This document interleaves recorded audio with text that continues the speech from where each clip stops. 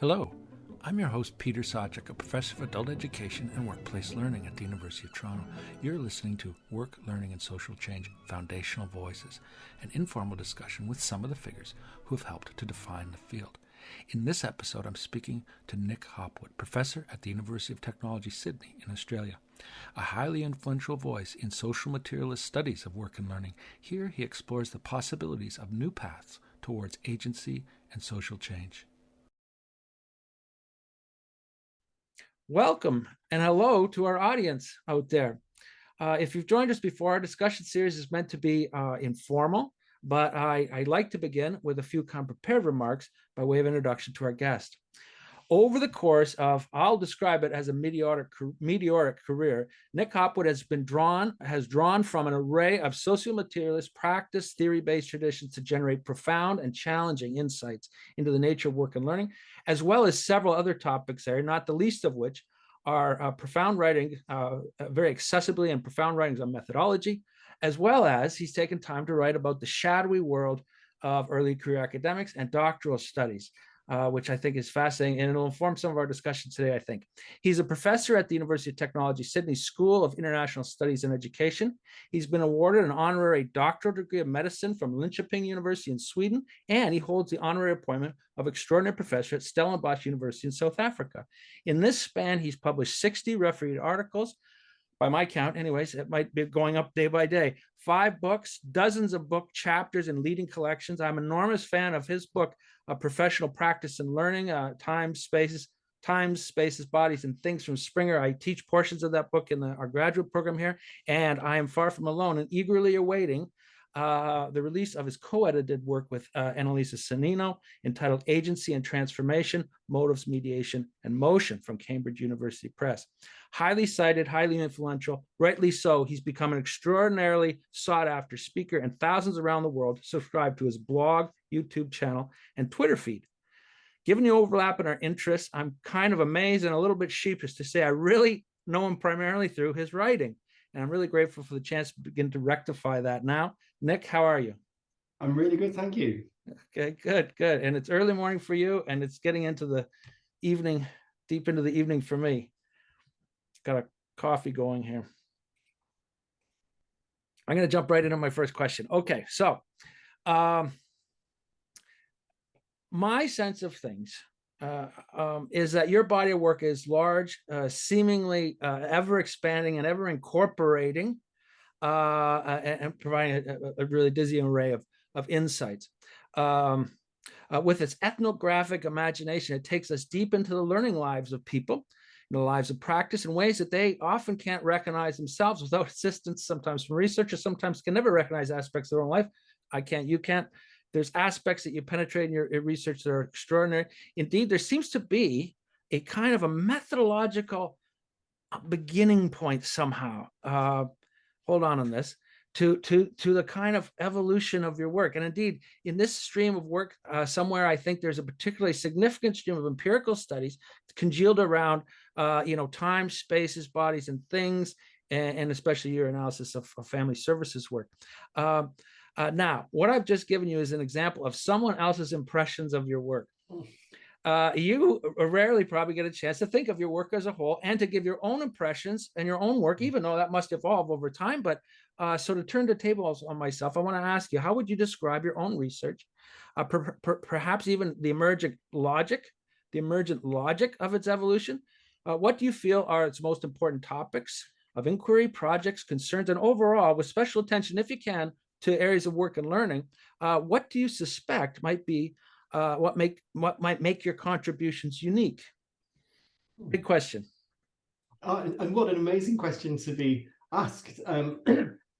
Just before I go into that, I'd just like to do something that I think is important to us in Australia, which is acknowledge the country that I'm joining you from. So I'm here at home where I live and work on the land of the Garigal and Gayamagal people, and I pay my respects to their elders, past, present, and emerging, as custodians of knowledge and carers for country, for where I live and work. And I'd like to extend my respects to any First Nations people, whether they be Aboriginal, Torres Strait Islander, or for anywhere else in the world that might be listening today.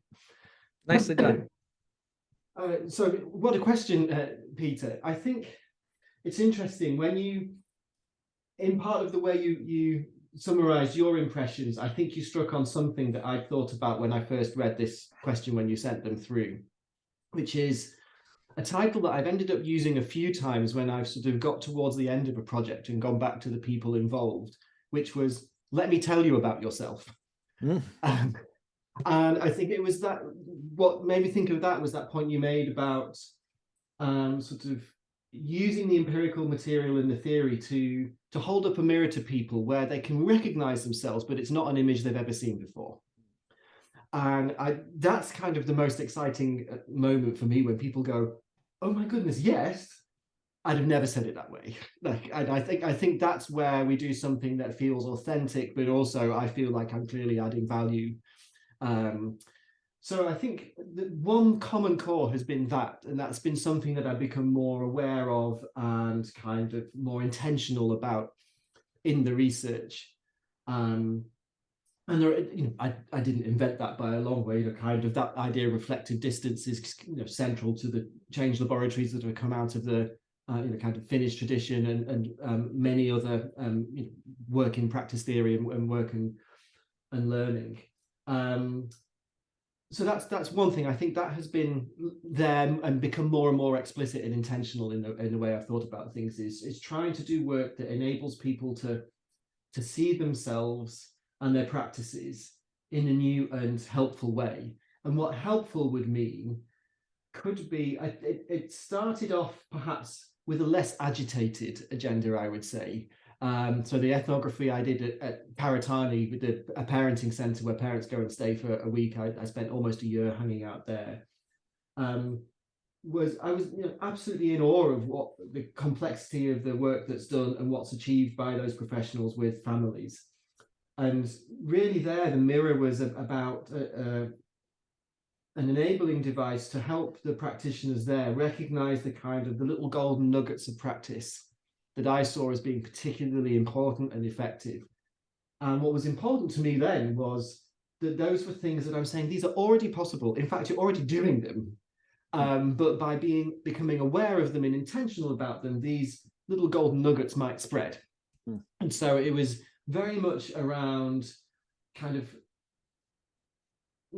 catching those bits of existing practices, what was feasible within existing structures, recognizing existing expertise and saying, these bits are really cool. Wouldn't it be amazing if you could do more of those, or, kind of more intentional about those things? And that part of me still burns really strong. However, increasingly over time, what's, I think, burning stronger now in the projects that I imagine is a sort of disquiet with the status quo. And I think when looking back at those old projects, what they tended to do was sort of leave the status quo largely intact and kind of help people kind of finesse it. Can I just say something? Because it's just so apropos to what you're saying, because one of my favorite little chunks, it's not a ton, in that favorite book of mine, which was from this earlier kind of era, which was this kind of strange thing. I don't know how to use it quite. I don't think I've ever used this portion, of course, but this kind of a kind of commentary from a colleague about your kind of how you understand critique and critical studies. And it's a kind of fascinating. I think it's a really, it's a subtle way to talk about it, because spreading nuggets, as banal as that may sound, does improve practice. But there's a different transition you're talking about, so I didn't want to interrupt, but there was something that ties right back into that. It was, and it's interesting because that colleague, I know who exactly you're talking about, and I can picture the page in the book. It was David Mills, who's an anthropologist I worked with in Oxford.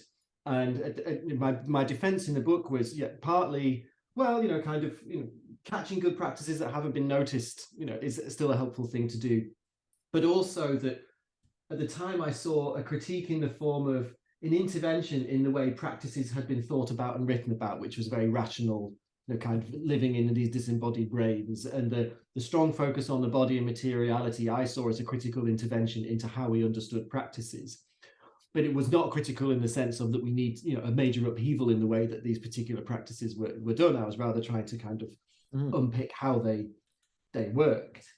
And I still find moments where that's, a nurturing and fascinating thing to do. I think a transition for me came during the lockdown, And I needed to build in a different routine into my day. And so I'd start each day out on my balcony or in the winter on the sofa. And I decided to read some books really, really in detail. One of them was Anna Stetsenko's Transformative Mind from 2017. And I made pages and pages of notes and scanned them all. And I think that sort of emboldened me a bit to imagine kind of, I got the sense of frustration with the status quo, and that as researchers, kind of, not that I've been a passive bystander, because I think there was some, kind of intervention in the sense of, engaging with practitioners to offer these mirrors that I thought could be powerful tools.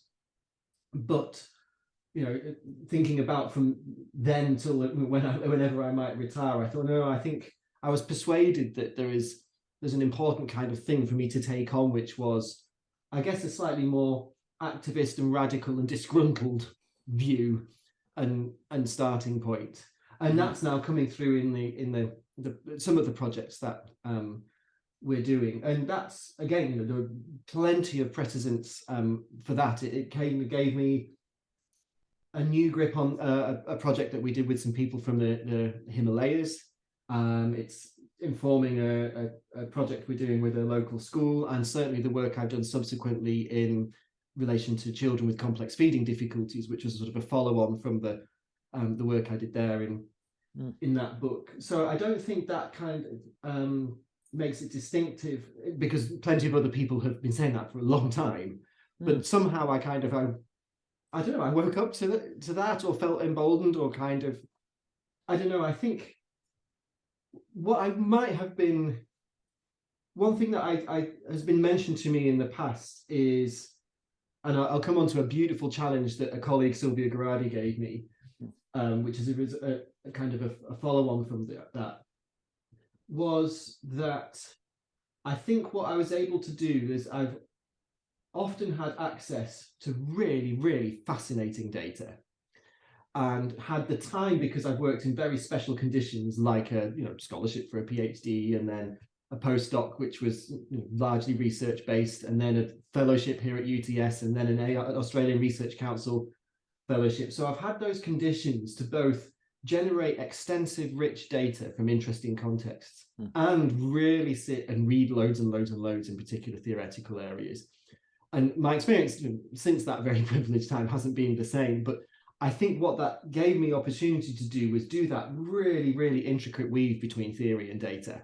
And I think that's something that wouldn't necessarily be unique, but it was certainly characteristic of the work I've done in that period, particularly like 2010 through to kind of probably 2 or 3 years ago. With a lot of the work with Shatsky and Garadi, and I had fortune to meet Shatsky a few times and read everything. I think at one point I definitely read everything he'd written. And I think I was also in that bigger project always kind of, I felt somehow, I don't know, some people might see it as kind of arrogance, but I always felt like the proof of the pudding for me was in the relationship between the theory and the data. And I was never too worried about having really understood Shatsky correctly. I mean, he's at the other end of an email I could check, and quite a few times he said, no, that's not really what I meant, but I can see how it works. And that's really encouraging. What a resource. For me, it's about how can the theory, or my understanding of it, help see something in the data that I wouldn't have otherwise seen. And I think that dance between theory and data is something that brought a lot of insight, plus fascinating contexts like these parenting centers. In fact, only yesterday, a co-author of mine, Prachi Srivastava, who's we did our doctorates together, we wrote a paper about an approach to analysis, which was asking, what do I want to know? And it was kind of, what am I looking, and what are the data telling me? And that, again, the me is important there, because what it says to you, Peter, might be different from what it says to me. And kind of talking about analysis is a dance between those two questions, and the answers to them changing and influencing each other. And that's been one of the most downloaded papers in its journal. It's an open access thing, and it's been cited all over the place. This is the methodology one. And then didn't you do there was a redux kind of, they had you and there was your, like a revisit. and brought you back to So I found kind of that fascinating, re-engaged the recovery of it after. It's a mini version of what you're doing now in a way, like just on the methodology piece. And congratulations on that. That's quite a distinction, I think.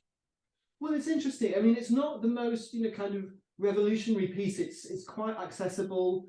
It sort of comes in at it through an issue of reflexivity. But I think it reflects something that's been, a big part of my research, which is about kind of, I've always worried in the early days of working with theory that what I would do is, kind of put Vygotsky's goggles on, which they might be the shade of green, and then I'd go, oh my goodness, the world is green.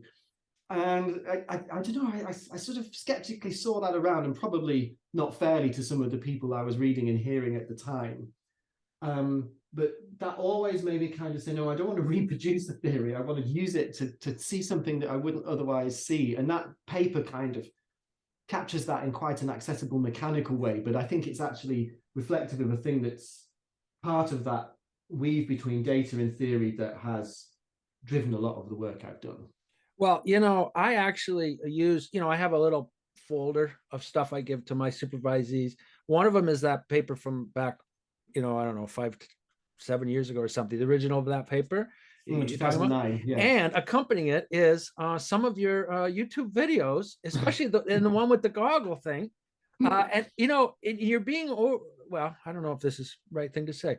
You're very modest in the sense that it's not just accessible. Being a teacher for as long as you've been, you really do your best and most accessible explanations and teachings and engagements with students on complex topics when you really grasp it so deeply that it comes out in this, well, it's a banal term to say just accessible. I mean, that is important, but there's genius in making it. No, honest God, there's a reason why I struggle and I try to teach in these ways too. And I find your resources and your attention to teaching really extraordinary. I know I'm taking you way off your course here, and I'm sorry for interrupting, but you're also modest about your data. I think at one point you said I had access to data. I think you work like a crazy man. You don't just have access to data, because you can purchase access to data, but the data you have is hundreds of hours of on the field. The ethnographic impulse is.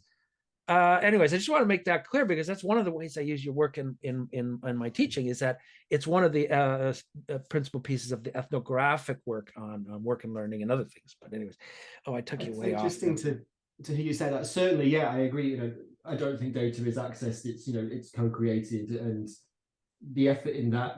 I guess I would say I had access to time and sites, and then I was able to kind of put in the work to get that. And it is. Fieldwork is something that I always try and put in, and every time I have discussions about my work plans or other things, I want to see a version of myself spending some time each month getting data directly, kind of in an embodied way. It's not all ethnographic these days, but still the kind of days in the field are the ones that I feel very energized for. And I'll be the first to admit that having gone through a very peculiar undergraduate system, in Oxford in the UK, where you write these essays every week, you learn to bluff and make economies and read quickly and extractively. There are two things where I think, I don't know if anybody in the world has found the shortcut on these, do let me know, but one is fieldwork and the other is analysis of qualitative data. I just do not think there are any shortcuts in those, and the investment in the time and the kind of the iteration, particularly in the analysis, and the patience with the analysis. So we have a community that gathers together around qualitative analysis here at UTS, and we're always encouraging each other to play and be patient, and kind of not rush through or kind of allow time pressures to sort of get in the way. And I think that's something that's always been important to me. I do want to go back to the conversation I mentioned. So Sylvia Garrardi and I we happened to be in Paris at the same time. And it was gorgeous autumn afternoon, and we were walking around the Jardin de Luxembourg. And she said, Nick, I read your stuff, and you have a meticulous understanding of other people's ideas, and you you have this amazing data and you apply them very meticulously, sometimes kind of playfully, but always carefully. And she said, when are you going to have your own idea? Was, oh, I heard that once in my life too. Yeah, it was a really, really good collegial question. And she said it in an absolute spirit of friendship and collegiality. And I think at that point, I'd written the Time, Spaces, Bodies, Things book, which was as close as I'd got to sort of, I guess, what my own framework on something. And it was interesting because that was a project where I was given the money just to look at the body of professional practice.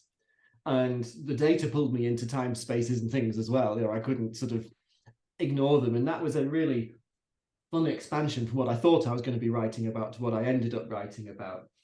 And I do think there was something in that, the fundamental point that if we're talking about how learning happens in work, and the practices, or thinking about practices, those four things will always be there.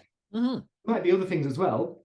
People have made a very good case for affects as something which kind of I might have missed off. But those four things at least will always be there. And I think that felt good, but it also felt like almost like it wasn't quite a jigsaw puzzle existing ideas, but it was something that I could find the establishment for in the existing literature and then kind of enrichment from the literature. And then I kind of, after Sylvia, for years I've been thinking, okay, so what am I, where might there be space for some original thinking? And I thought I needed to be patient with that. And I'm coming at it now slowly. And in fact, in that book you mentioned with Annalisa Sannino, the first outing of what I think might be my sort of first really original idea, which is relating to agency. And agency is, we might be even going down into some of these other questions now, but Anna Stetsenko's book absolutely kind of switched me back onto the question of agency. Anne Edwards had a lot. I was around her in the during my doctorate, particularly from about 2006 through to 2010 in the centre there in Oxford. Her ideas on relational agency had been bubbling away from me for a long time.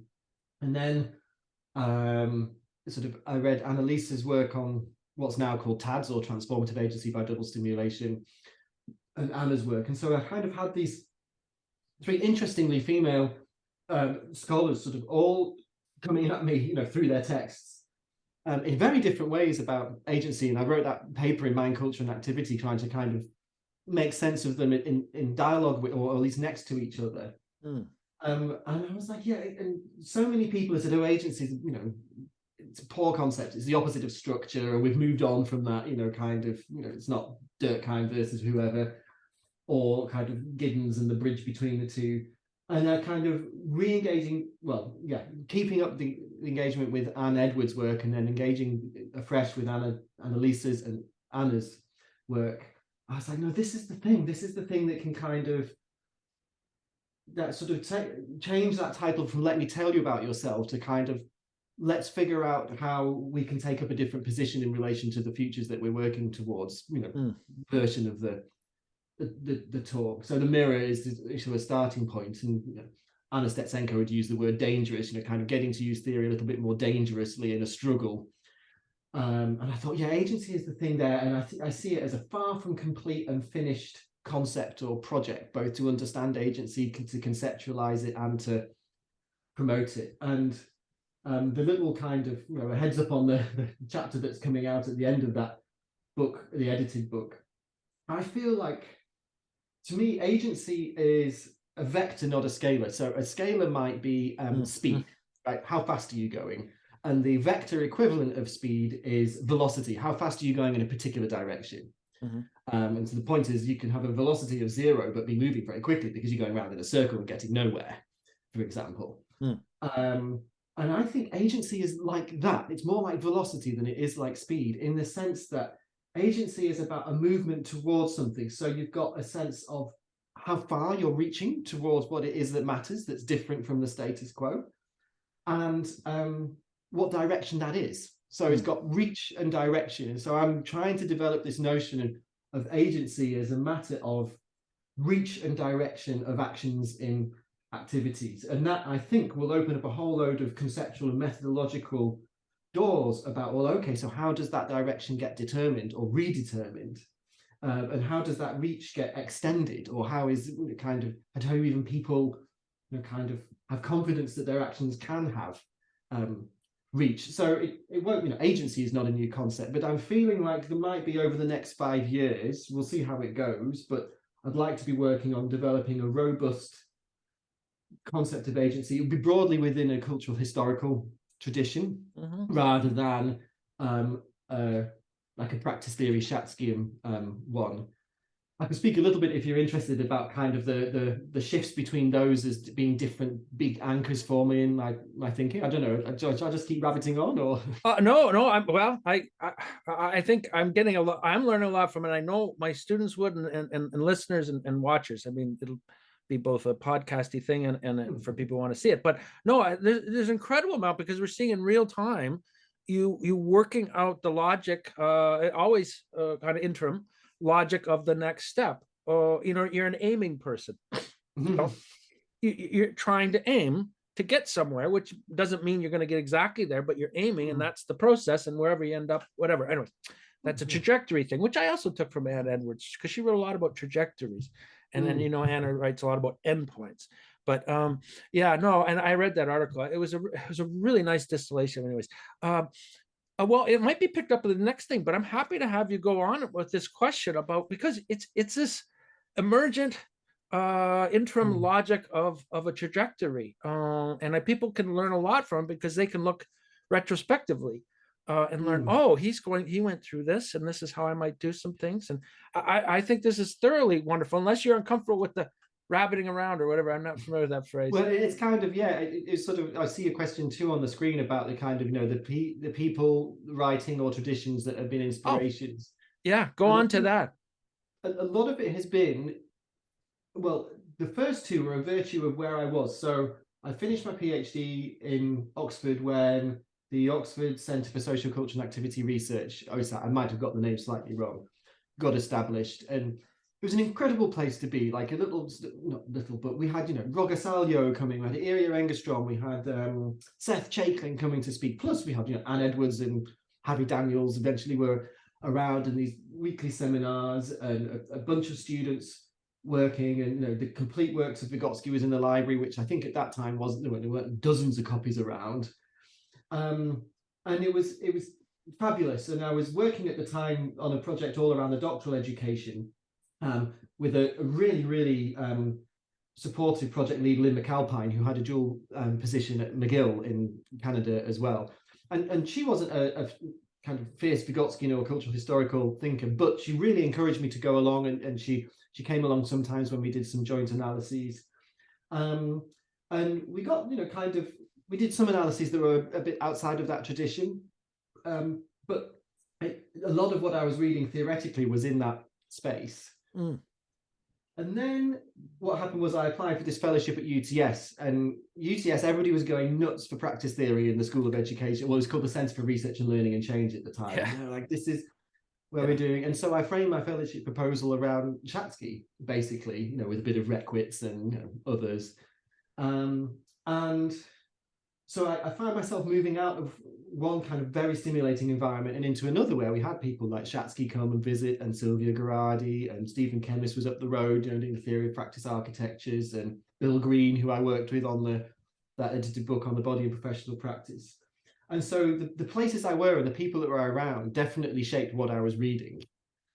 But I would also say, because I think, you know, this is, I'd like to be fully frank about things, I also kind of had, I wouldn't say a falling out, but maybe like an increasing discomfort with whether and where and how I belonged in the Godskin space. And a couple of things happened. One was, you know, kind of, I gave a presentation at a conference, which was about how PhD students kind of struggled through what was happening. And somebody fairly shot it down and said, you know, kind of, this takes an individual as its starting point, you know, doesn't belong in this conference kind of thing. And I was like, oh, okay. It was probably a theoretically fair point. The delivery of it. This is at an ISCAR environment? Something like that. Yeah, that kind of. And so it sort of made me feel thinner skinned than I normally do. And I got a sense, perhaps unfairly, and with hindsight, what I should have done is reach out to people like Anne Edwards, and kind of show a bit of vulnerability and show strength in that act, and say, hey, I'm feeling a little bit like, I don't know, I got a little bit of a thrust like that. It was about people trying to sort of police a correct interpretation of a certain idea. Mm-hmm. And as I was saying before, my interest has always been in what the theory can do for me in working with some data. Mm-hmm. And so I don't think that's a fair characterization of that tradition at all. I think it's a characterization of part of it, and you can read that in the early part of Anna Stetsenko's book, The Transformative Mind. There's a kind of a poke at certain ways of working. Mm-hmm. But what happened was, about when that was happening, I ended up at UTS and found these practice theorists all over the place, and Shatsky was saying, well, that's not what I meant, but I see how it works. And it felt more sort of open, and so it was both a geographical movement and a social, from one social context into another. But also then I was like, oh, this is a kind of not an well, it was a newer space in the sense that it seemed like after that 2001 book that with Shatsky and others edited about the contemporary turn in practice theory, that it just felt a bit more comfortable and playful. And it's because I hadn't found the right people and had the right conversations in the Vygotsky tradition. They were there, I just missed them. And I really want to make that important, that they were there, and I could have reached out to people, and I'm sure somebody like Anne Edwards would have helped me kind of find my feet in the way that I have now.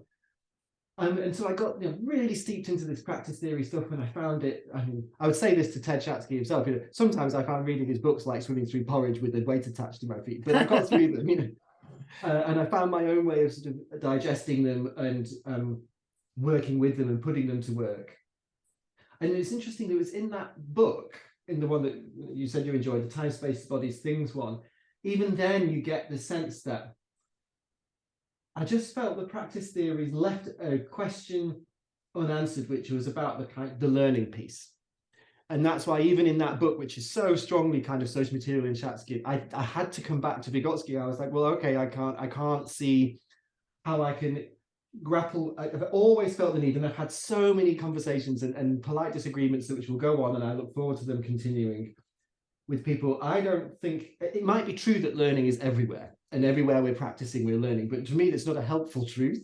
And I would want to say, if that's the case, then we need to have some other sort of distinction to say, well, here's the learning that's kind of non-trivial or worth our effort as scholars. We take taxpayers' money every day just to even have this conversation. Like I feel like just saying I've learned by stepping on the bus and noticing there's 3 empty seats. Really, do we need a field for that? No. And it was I was finding it hard to get the purchase on the idea of learning that I wanted just within the practice theories that I'd read or the way I was understanding them. And that might have been my failing in the reading and understanding. Maybe there are ideas out there. I thought it was really useful that it destabilized thinking about where learning might happen and what it might look like and the embodiment of it and all those things, and Strati's account of the builders passing bits to each other on the roof and then balancing. It was so delicious to read, and it came at the right time for me.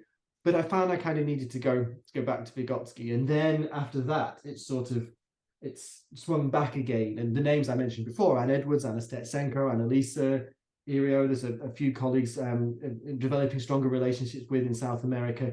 It's now much more back in that Vygotskian tradition, but also increasingly, co-writing with Stephen Chemist. We've just written a paper together, because I'm actually finding that was one of the practice theory arms where learning was always more prominent in the theory of practice architectures.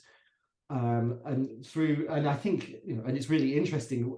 One of the things I love most about Stephen Chemist, and I hope people, when I'm long dead, people will read my work and say the same thing, is that he's very open in the writing about the changing and the evolving thinking of his ideas. In fact, Shatsky was as well. The second book was all, to say, I think I overlooked materiality in the first one. And I love these kind of I wasn't fully right first time, and I'm now, and the writings that have happened about how learning has changed from Stephen Chemist, from kind of being stirred into practices to now kind of how we come to change practices. It's almost, I think it's probably fueling and happening at the same time as my own kind of increasing agitation with the world and wanting to understand learning as a part of or a tool of the change that we need to happen, but isn't going to happen without it. And then I've had some nice conversations with Stephen Kemis and with Anna Stetsenko, because in fact they both write similarly about praxis. Stephen with an Aristotelian and a Marxian Hegelian version, and Anna with kind of a refreshed Marxist version. And I'm thinking there's some sort of, I'm not sure that they're jigsaw puzzles that can be brought together, but I think they're close enough to be kind of fertilizing my thinking at the same time. Well, let me ask you on that question, because you said jigsaw puzzle, and you've been in a way describing different shapes of pieces, different pieces you put together, borders and borders you've taken apart, and all this kind of stuff with the metaphor, to stay with the metaphor. And I know that people who are open-minded, who've been accused of being open-minded theoretically, a little bit to your point about the kind of closed circles that somehow can say in a conference like you spoke to a second ago, no, that's not really a cultural historical approach, that in general terms. And you've written, I thought, pretty eloquently about the need for openness, playfulness, bending. You have a lot of really good phrases around that. And then you quote, it might be Shatsky, I don't know. And I really only know Shatsky through your work. I've never read his work directly. But you wrote about the need for a diverse but consistent suite of theoretical tools. And do you struggle with, when you take on different strands and put them into dialogue with each other, like you did in this article just this last year on agency and the three different cultural historical traditions that you picked out, how do you grapple with and keep a one eye on this idea of I don't want to say inconsistency, add a qualifier, but consistency, we'll leave it there for now, compatibility, maybe, I don't know, how, or do you see really one theory as being a solution to a set of other theories that have little holes or flabbiness areas, or do you put the things together that way? How do you, when you want to combine, I've gone on too long, you want to combine strands, and when you enter into starting to have a vision of you need to take on something else, a little bit like you talked about bringing in Vygotsky to a practice there, because I wrote about the exact same thing, and I know the whole vibe, needing Vygotsky to make humans alive in a way. Yeah. But anyways, but I'm going to lose track of my thought if I don't just finish this one, which is the practices of bringing, developing dialogues that really you can't find anywhere else.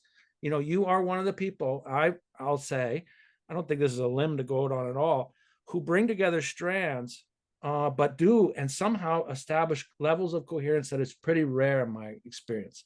For the the combination of the breadths of the strands and awareness and influences, but at the same time, the level of coherence that you manage, it seems to me. So what is consistency in a suite of theoretical tools?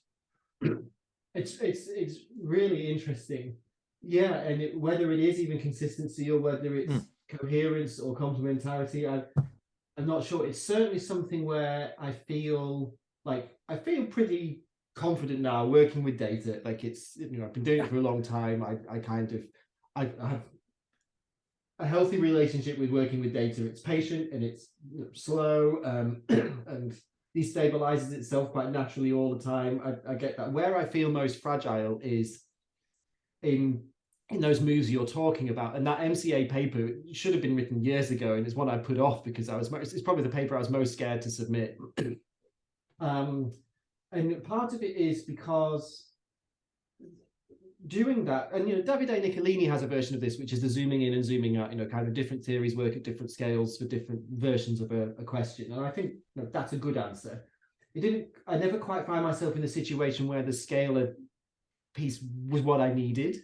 Scales, so I don't scales think it's wrong. give me, it didn't quite sort of sit for me. And I've always done it when it's come to the analysis, because I felt that one theory sort of ran out of steam with the question I was pursuing. And so the first fear I always have is, has it really run out of steam, or have I missed something in my understanding of the theory? And luckily, a lot of the people I'm inspired by are alive, and you can email them, which is kind of it's great.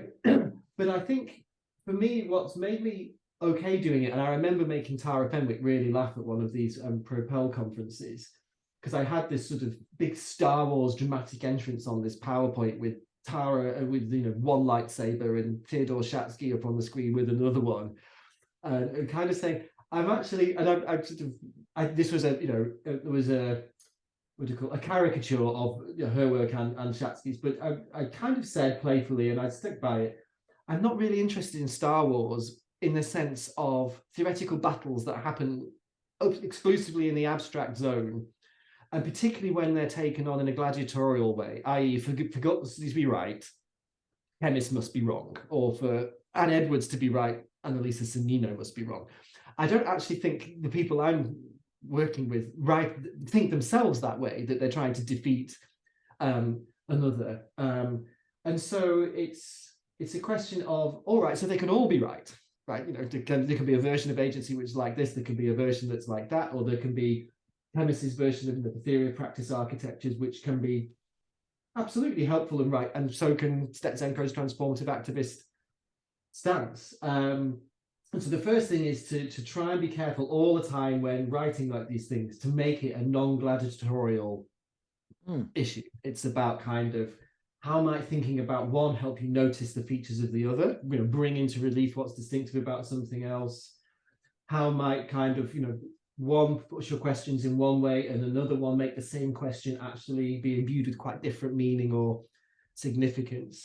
And so, yeah, to me, then it's okay that you might be, I might be using things which would have, and increasingly the consistency I think that matters is less whether, for example, the same word means the same thing, like praxis. Because you can always qualify, somebody's meaning of a word. It's actually whether the politics are consistent. And what I'm seeing is the kind of, with the theory of practice architectures and the fact that it added to Aristotle's techne, episteme, and praxis, the critical praxis, that's been there since, I think, the first iteration of the theory that I've come across. Annalisa Sannino's work with Irio has always been agitated about change, and so has Anna Stetsenko's and Anne Edwards too. And so I feel, okay, so there's, for example, 4 big influences on my thinking at the moment, all of them committed actually to theory being a tool to understand and promote change in different ways. And they might have some words that overlap with different meanings, some words that have very similar meanings, and some principles that are quite different. So, for example, the way that Annalisa Sannino talks about second stimulus or double stimulation is really quite different, I think, from Anne Edwards. Very, very specifically different.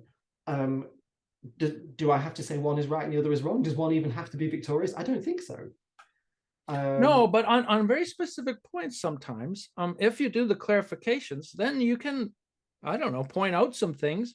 And I really like the way you handled it, and the way you're describing handling it, is finding perhaps people are keying in on different dimensions of phenomena, and hence, since they're seeing it from a different angle, they're having something to say about it, which is equally true and simultaneous.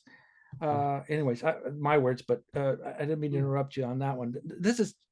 It's challenging stuff to bring ideas into dialogue with each other. Yeah. And I think the impulse of the conflict stance or gladiatorial stance is really, in my personal opinion, kind of unhelpful for that type of thing. If you're someone who wants to do, like you said early in the thing, and I'm conscious of your time here, by the way, early in our discussion today, the idea I want to see what theory can do for me in relationship to a reality out there, not, that's my judge of the theory, and so it's fascinating to connect these two things. I think so, and it's and I think a lot of the writing you did with Tara, I see as exactly holding up a non-gladiatorial understanding of complexity theory alongside actor network and other theories. So I don't see, I come at it as a matter from what can we get from each, and what can we get from having all 3 in mind, or 4 or 2 or whatever it is, in pursuing a particular change or analysis or something else. I'm looking at your third question, which is things that have lingered. Yeah, I'm going to say, because we're going to, it's going to overtake your generosity here. I would say, I was going to rephrase that slightly to say, is there something one thing maybe that stands out? But you've already kind of spoken to because you're looking a little bit ahead. But yeah, if there's something you have in your mind on this one, this is a lovely question to hear from people on. But can I say before you go on to that, I don't think that you should underestimate the degree to which when you find people out there like yourself, I feel I'm like this too, who really love the data. Yeah. No, and not everyone does that. No. Yeah. or genuinely loves, who are data hounds, data heads. That's the first litmus test in some ways of the type of argument you're going to have. And to me, and it's interesting because that leapfrogs a little bit to your last question, but I think, anytime I've had mentors or other people say, where do you want to be in 5 years' time? And the first thing my mind comes to is, what's the data going to be? Like, what's my fieldwork going to look like? Where's the time for it going to come from? Is it a low budget thing we're doing? Is it, I want to be doing something 3 days a week? But it's always like, to me, I've got to have this sense of where the data is going to be in 2 or 3 years' time. And I think that's to me, that's something that's been always important. The question about the lingering ideas, I'll go rather quickly. There's two ways of thinking about that. One is, what are the ideas that people see connections to when they read stuff I write or hear me talk, but don't see taken up? And two come back over and over and over again. One is power, which probably happens to most people, because as soon as you talk about anything and don't mention power, somebody in the room goes, where's power in all this? But it is a legitimate thing. And in the book I'm writing with Annalisa Sini, Annalisa is actually writing, wrote in a chapter about towards a kind of a power sensitive account of agency. But I think if I'm to take this agitation forward and address this, kind of more dangerous, to use Anna Stetsenko's word, use of theory and struggle, I think, kind of power is something there that I can't sort of be a complete ostrich about. I think a lot of people, and I've had a really lovely dialogue with Jane Wilkinson last year around affect. She made a really convincing, probably the most convincing case that I've read, because it had a beautiful kind of weave with data. She was coming sort of in connection with a theory of practice architecture's tradition, but has always wanted to stretch it and bring in other things. And I do think that kind of I'll use the word contagion kind of reluctantly, given that we're just coming out of a global pandemic, but the contagion of affects is something that I think is overlooked but ripe for potential in terms of how we think about how people might pursue agency in the world. I think agency is not an apolitical thing, neither is it as a neutral or flat thing for us as individuals to pursue. And I'll name, but then not open up a huge kind of worms with it. I say this all the time now, but when I went back, when I mentioned before that people say agency is a bad idea, let it go. I've now come to the view that just because in relation to agency there are many kind of problematic notions of the individual doesn't mean there could only be problematic notions of the individual. And I experience my life as me. It's Nick's life, and when I die, it's Nick's life that's over. Nick's death. Yeah. I do think that we can have a strong notion of the individual that does not come at the expense of social contingency and consequence. And I don't think the individual has to dissolve in our accounts, that where the social might be the key driver and kind of almost kind of the primary thing. But I really would like to kind of over 10 years join others in giving us a robust account of agency where the individual isn't dissolved.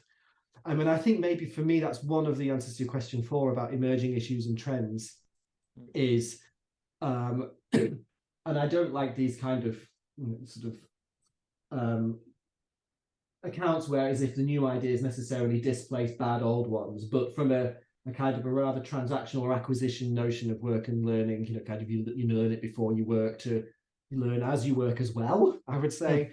To Paul Hager describes these as kind of 3 tranches, and the third one being much more kind of around emergence and becoming. And I think in that, certainly in the areas of literature I read and am aware of but don't read, kind of the social aspects have been strengthened and strengthened and strengthened on the institutional aspects, rightly so.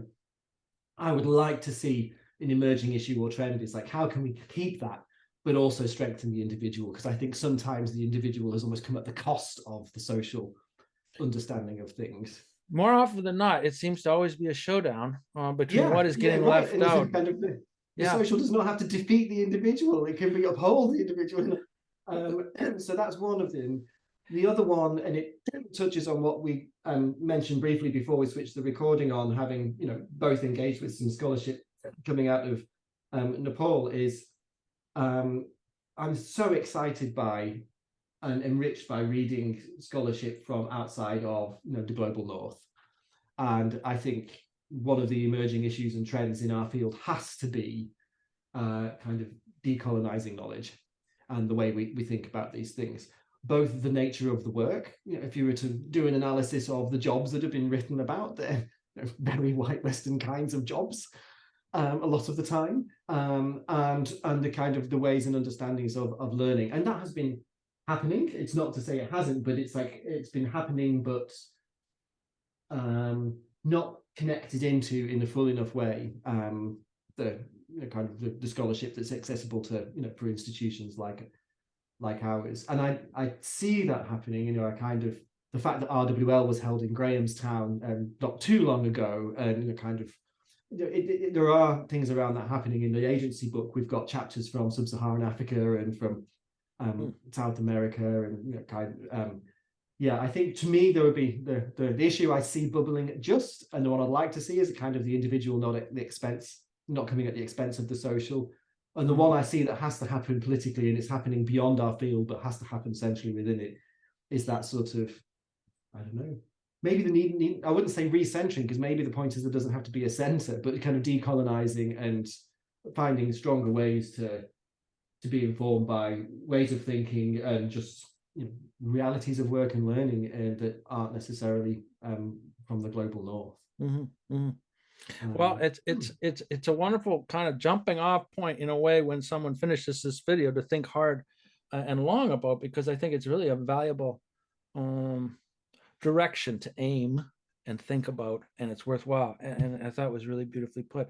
Yeah, I'd never want to end without asking the question about advice for younger research, especially doctoral students who are either in the program going on. And you're in the utterly unique, at least in terms of this interview series, of someone who's actually written really cogently and insightfully and surprisingly. I've only read a couple of these because I know you've written more than just one or two of them pieces on this stuff, but I haven't gotten around to reading those things. But you probably have a uniquely informed principle of advice you might pass on to doctoral students or even early researcher or new graduates before I let you go and strain your generosity.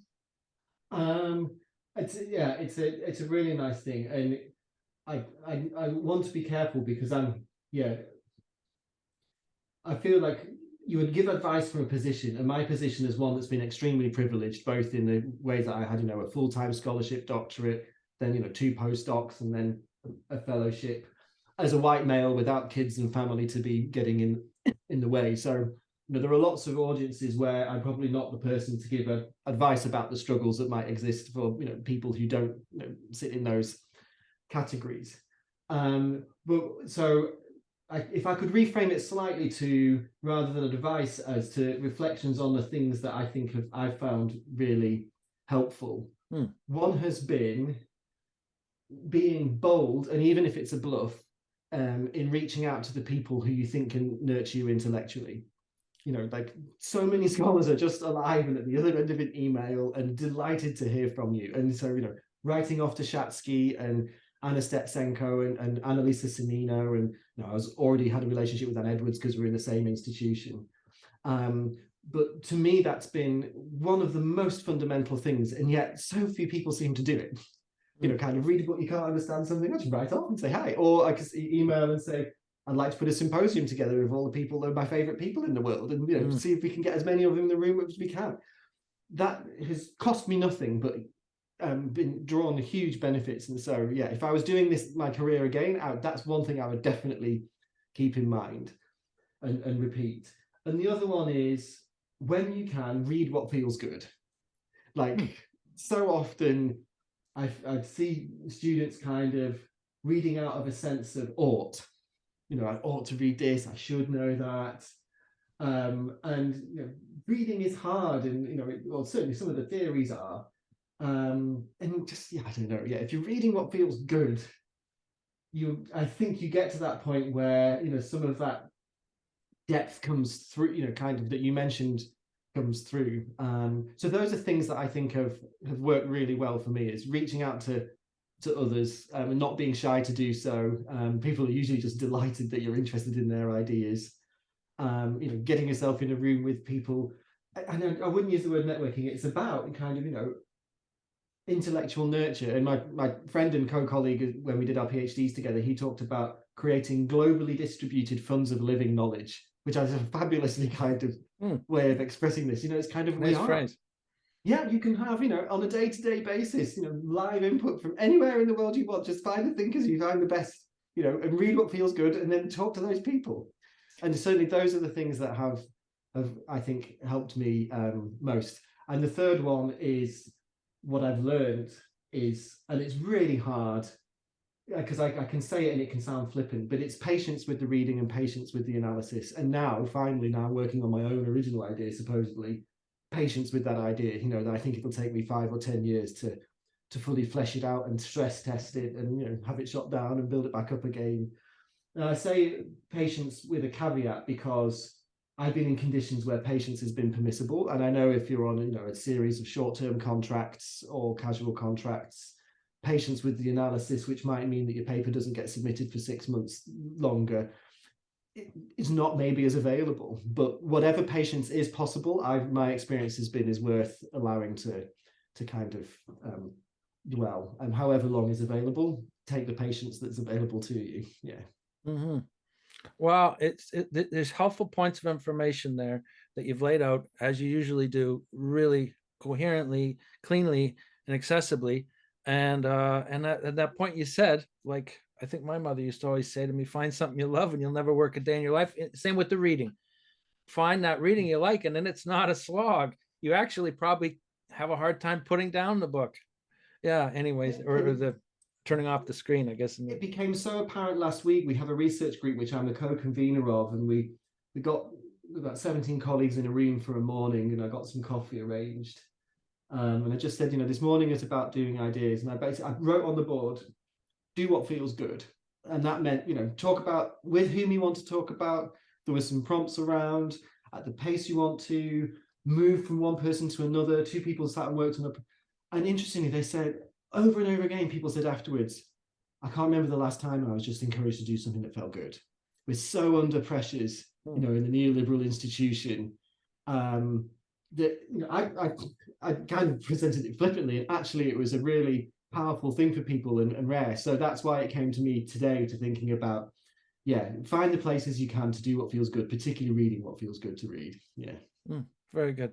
Nick, it's been an absolute pleasure. I've really enjoyed every minute of sitting here and listening. I should have I don't know, been more in dialogue with you, but I was just enjoying it. So speaking of things that you enjoy, and it's really a pleasure having a little bit of time. And thank you again for offering to make this contribution. It's super helpful. I always think people benefit from seeing people talking in these kind of broad and open ways, especially sometimes in dialogue with others. So hopefully people got a new kind of layer of explanation about what they're reading when they read your work.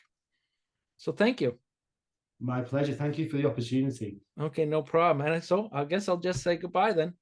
Okay, take care. See you. Okay, bye-bye.